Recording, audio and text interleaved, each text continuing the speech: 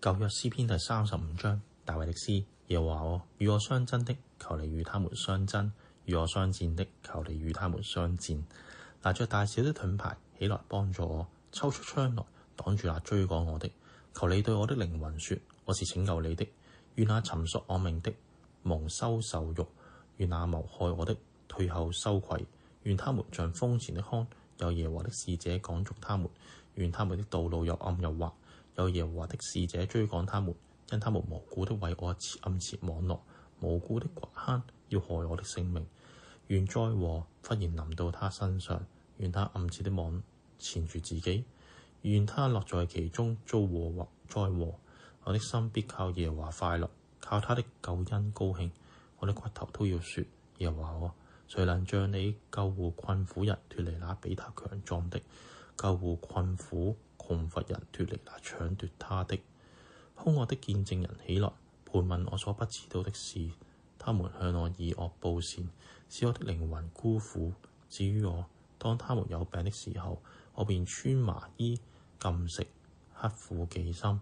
我所求的都歸到自己的懷中。我這樣行，好像他是我的朋友，我的弟兄。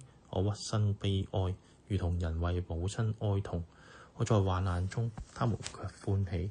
大家聚集，我所不認識的那些下流人聚集攻擊我，他們不住的把我撕裂。他們如同席上好稀少的狂妄人向我咬話：主啊，你向着不理要到幾時呢？求你救我的靈魂脫離他們的殘害，救我的生命脫離少壯獅子。我在大會中要稱謝你，在眾民中要讚美你。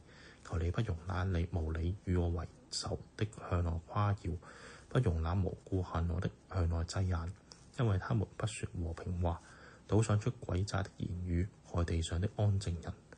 他們大大張口攻擊我，說：啊哈啊哈！我們的眼已經看見了。耶和華啊，你已經看見了，求你不要閉口。主啊，求你不要遠離我。我的神，我的主啊，求你奮興醒起，認清我的事，申明我的冤。耶和華我的神啊，求你按你的公義判斷我，不容他們向我誇耀，不容他們心裏說：啊哈！屬我們的心軟了，不容他們說：我們已經把他吞了。願那喜歡我遭難的一同抱愧蒙羞，願那向我妄自尊大的披慚愧蒙羞辱。願那喜悅我冤屈得生的歡呼快樂。願他們常說：當尊耶和華為大。耶和華喜悅他的僕人平安。我的舌頭要終日論説你的